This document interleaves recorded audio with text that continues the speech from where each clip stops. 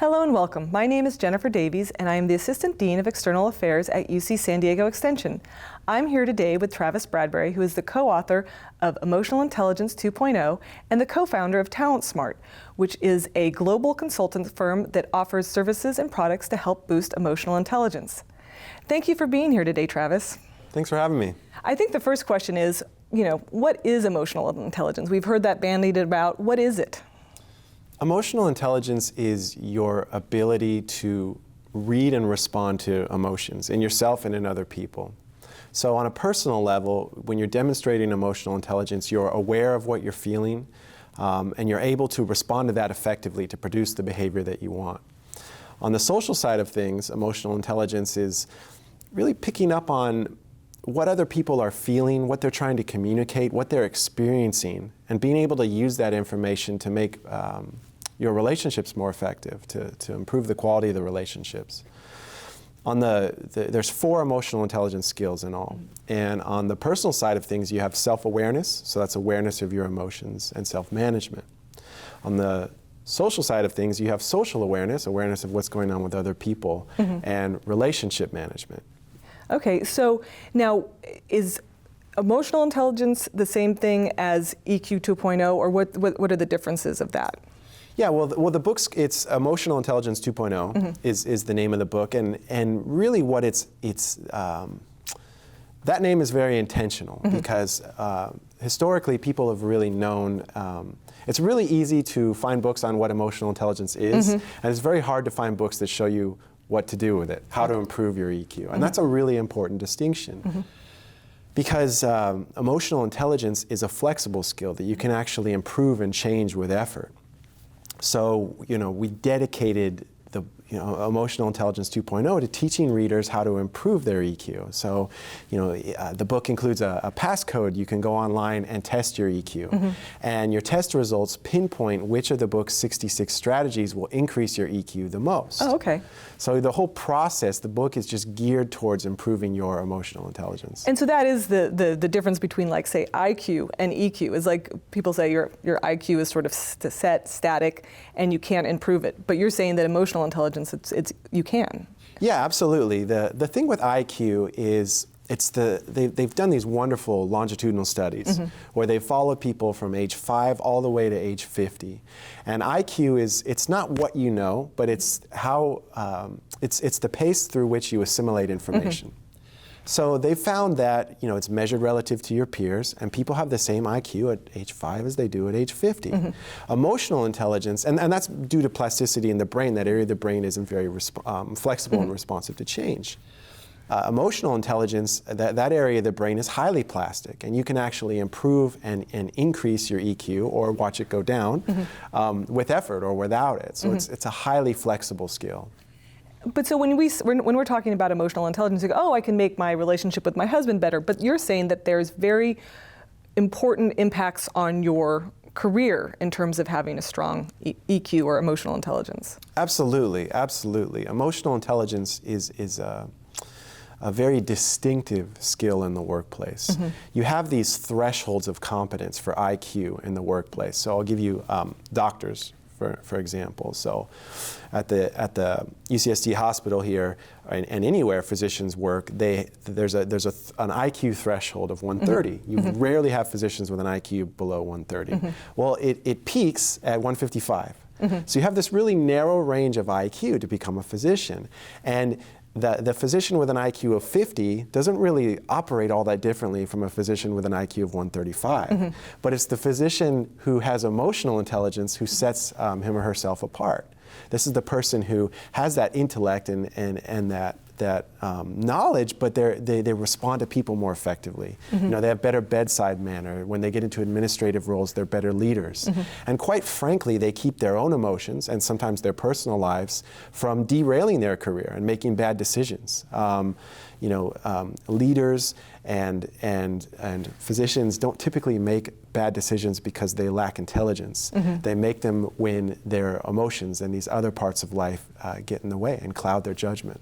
And you actually had some interesting statistics about how EQ, or emotional intelligence, is more of a predictor of success than IQ. Can you go through some of those in terms of earning power, in terms of, career success, whatever that term is? Sure. Well, cognitive intelligence only explains about 20% of how people do in life. So, and 50, 60 years ago, research psychologists their mode of operation was in line with a really popular joke at the time, which was, what do kids call the nerds once they grow up? And they called them boss. Because people back then believed that IQ wasn't just the most important determinant of success, but it was the sole determinant of success. Yet study after study showed that IQ only explains about 20% of how people do in life. So Howard Gardner was one of the first Harvard psychologists that began to ask himself, what other cognitive capacities indicate how people do in life? And he proposed the theory of multiple intelligences, and emotional intelligence statistically covers a lot of this ground. We've tested more than 1 million people now, my company TalentSmart, and we find that emotional intelligence explains about 58% of how people do in the workplace. So it explains, when you run a regression analysis, it explains a really, really big chunk of how you perform. We've also found that 90% of top performers are high in EQ. So it's a very, very direct path to success, whereas only 20% of bottom performers are high in EQ. So it isn't a guarantee of success, but it covers a lot of ground. Well. Yeah. So when you're talking, what are some real-world examples of someone in a work setting that has used, EQ or emotional intelligence? You can say, oh, that person obviously would score high on the EQ level. You're talking a little bit about doctors with bedside manners and being able to take the social surroundings and integrate it into their practice. But are there other examples of, you can say that person doesn't have a high EQ, that one does, if you're in a work setting? Yeah. Well, we published some research in the Harvard Business Review that looked at emotional intelligence by job title. So this is a cross-section. It's not a longitudinal study. We just looked at thousands of companies, a cross-section. And we found that emotional intelligence scores peak in middle management.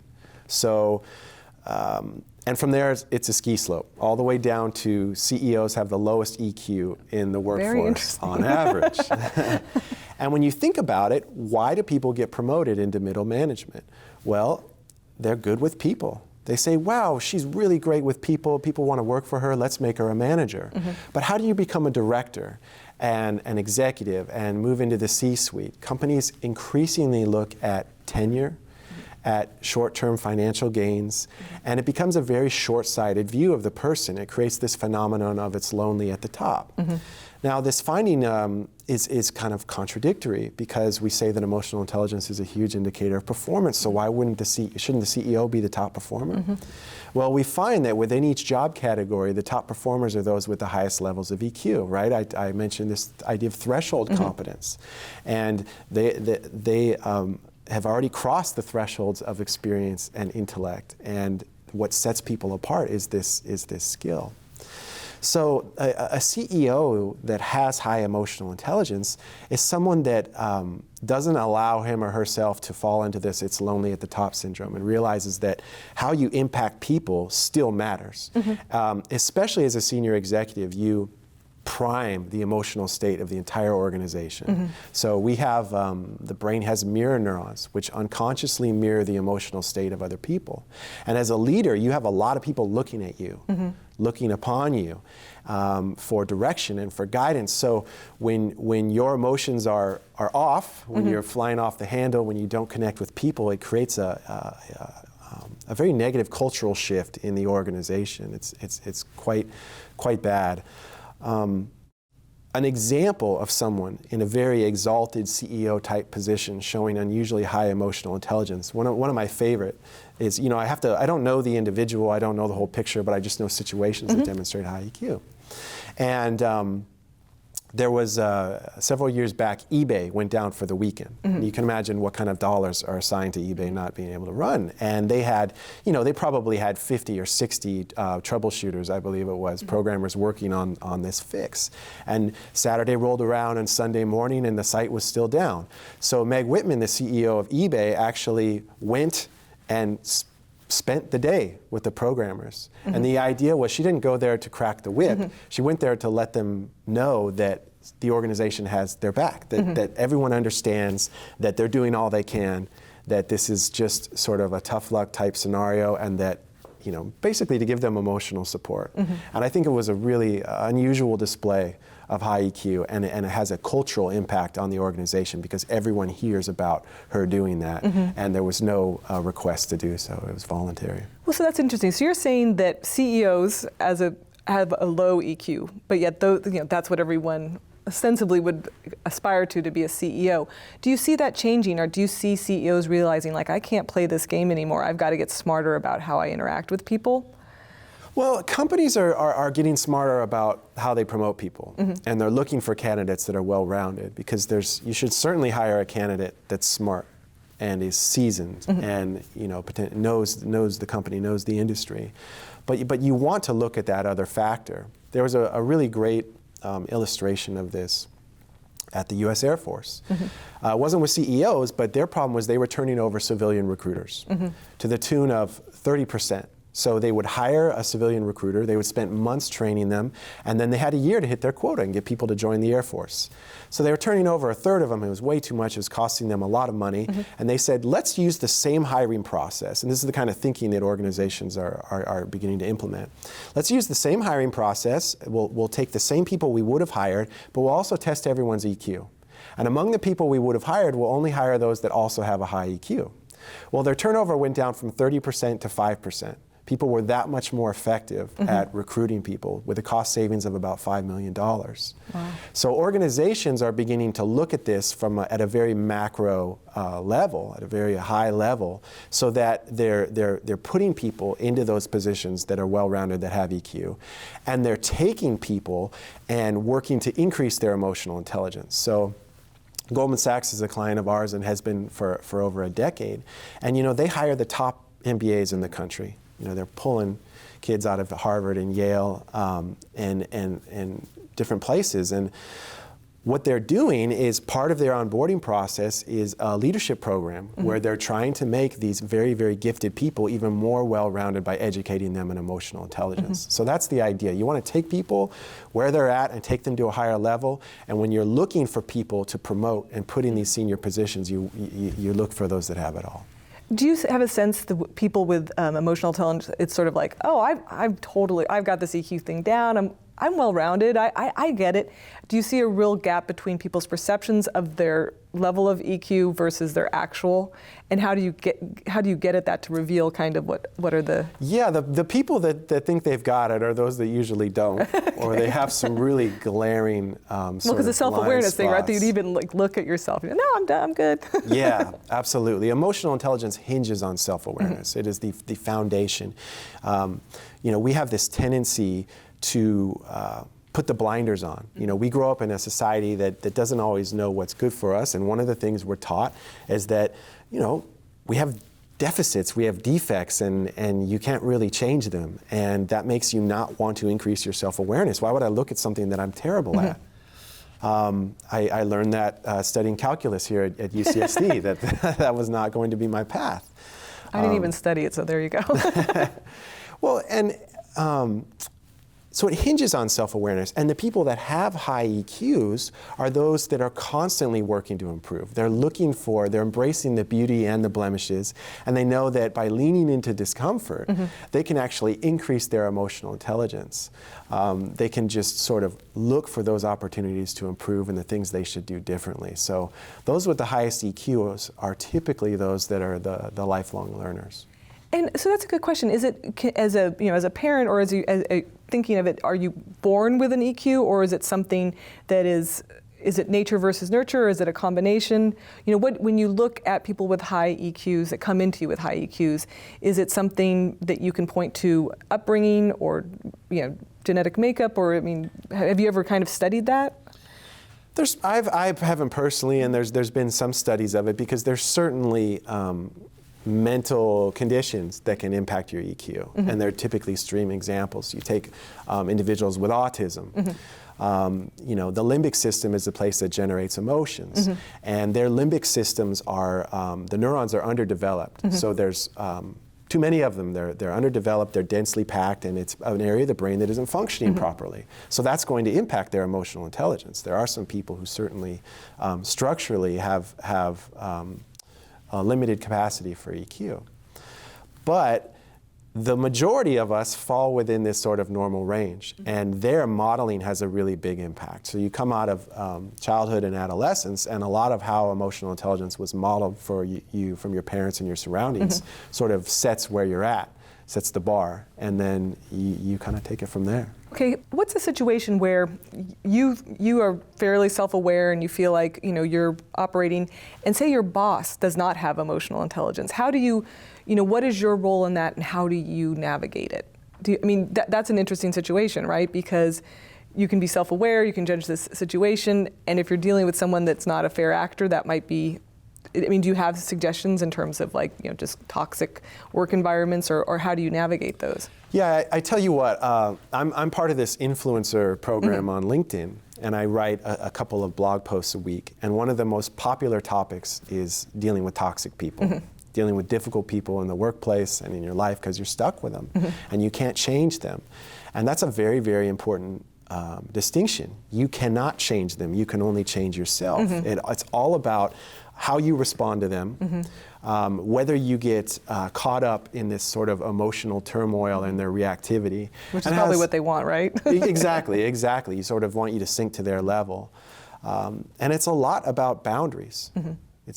Boundaries are a very huge part of that, and so that's really what I challenge people to do, is think about where they're going to set boundaries, where they're going to decide, think ahead of time about what their do's and don'ts are, what they're willing to do, what they're not willing to do, and when they're going to engage and get sucked up into that thing. It's difficult with your boss, but the smartest thing you can do is set good boundaries. Be very conscious of what you're doing in the interaction, and maybe decide if that's the right place for you, if you can't do anything else. Yeah, interesting.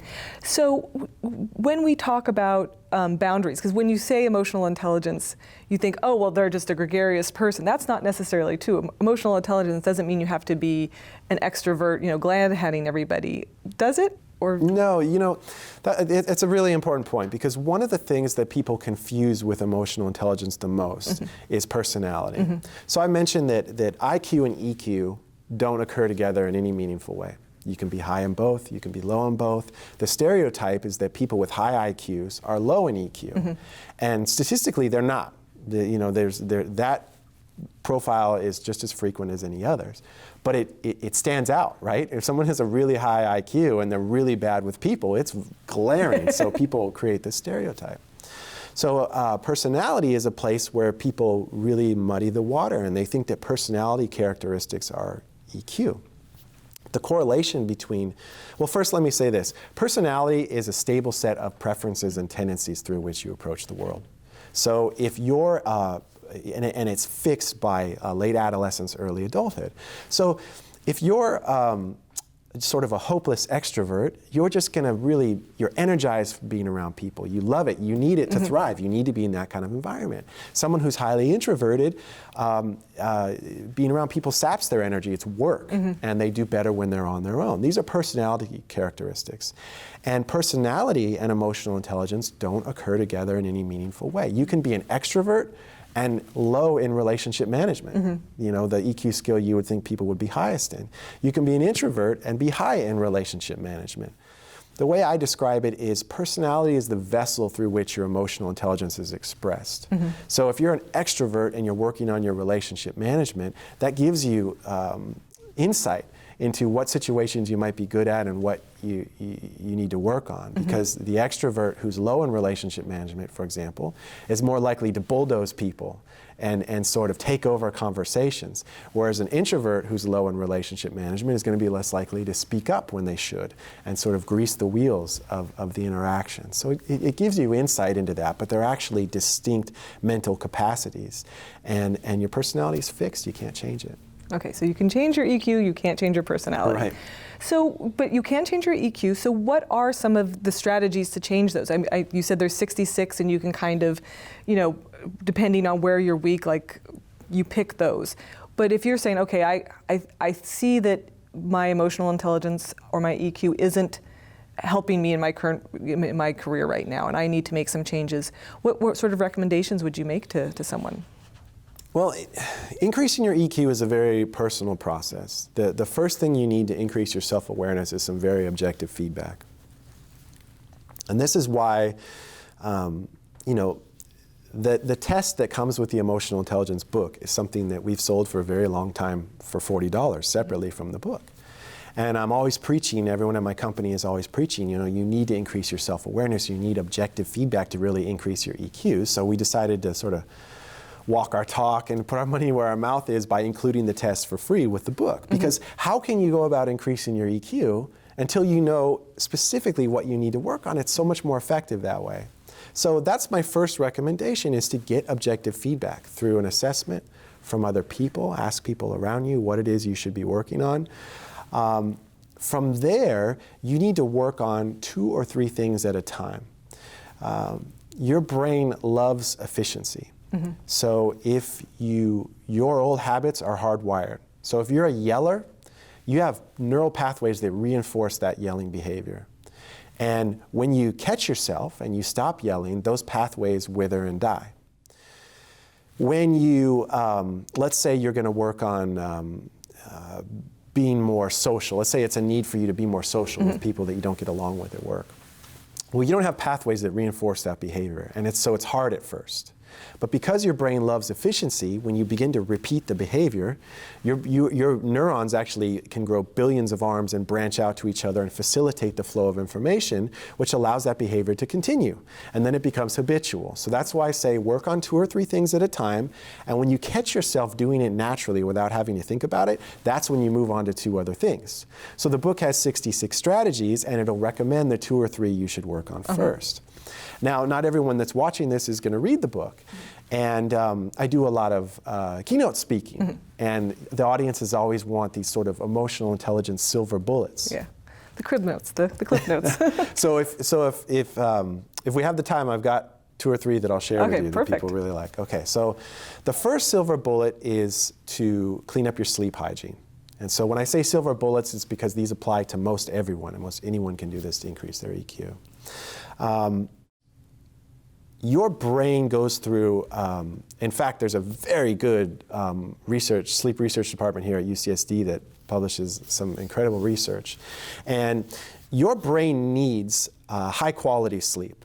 During the day, toxic proteins build up in your neurons. This is just a byproduct of normal neuronal activity. So your cells work, these toxic proteins build up, and the trick is the only way you can get rid of them is by getting high quality sleep. Getting enough sleep and high quality sleep. That's 7 to 9 hours a night for most people. And half of Americans do not get the 7 hours a night they sleep. So when you don't get enough sleep or high enough quality sleep, these toxic proteins remain in your brain. And they make you feel groggy and cruddy, and they reduce your self-control, and they increase your stress levels. They increase the level of the stress hormone cortisol. Now, most people watching this are saying, well, I can't get more sleep. I've got 3 kids under the age of 8, and I've got a demanding job. So that's why I suggest cleaning up your sleep hygiene. And the way you do that is you increase the quality of your sleep. And there's a few things you can do. First, don't take anything that helps you sleep. If you're drinking 3 glasses of wine, if you're taking an Ambien, if you're taking Benadryl, any of that stuff that quote unquote helps you sleep. Even melatonin? Melatonin I'm not so sure about, okay. But if you can get away without it, it's better, and I have a good way to do that. These all, they impact your brain, they basically sedate your brain, and they don't allow you to move through sleep deeply enough and move through all the stages that's going to clean these toxic proteins out and allow you to wake refreshed. Of course, caffeine is a big one that impacts your sleep. And another thing people do that they're really not aware of that might make you feel like you need melatonin or a glass of wine or whatnot is exposure to blue light. In the morning, the sunlight is high in blue wavelength light, and this halts melatonin production, and it makes us feel awake and alert. And afternoon, sunlight becomes increasingly orange as it moves towards sunset. It tells your brain to start making melatonin to prepare for sleep. And the evening comes, and you're... So you're saying getting away from your screen is what Exactly. That's what people do, is they eat dinner, and then they turn their screen on, and it's bright. It's this huge Mac monitor, bright blue light, bathes the eyes and the brain, and it halts melatonin production. It tells you to be awake. And so it makes it hard to go to sleep, and people don't know why. I can't sleep, I'm thinking about work. Well, you're stimulated. And the other thing is it impacts the quality of your sleep. So clean up your sleep hygiene, that's number one. Silver bullet number 2 is to get your stress under control. Stress has and that sounds easier said than done. Easier said than done, right? Stress has a huge, huge impact upon your emotional intelligence. And there's a lot that you can do because so much of stress is subjective and under our control. Mm-hmm. There's some great research at UC Davis where they taught people to do a very simple, and it sounds kind of hokey thing, is to cultivate an attitude of gratitude. So at regular intervals, they had subjects take a moment to think about what they were grateful for in their lives. And their stress, cortisol levels, the stress hormone, reduced by 23%, just by practicing a very simple stress management strategy.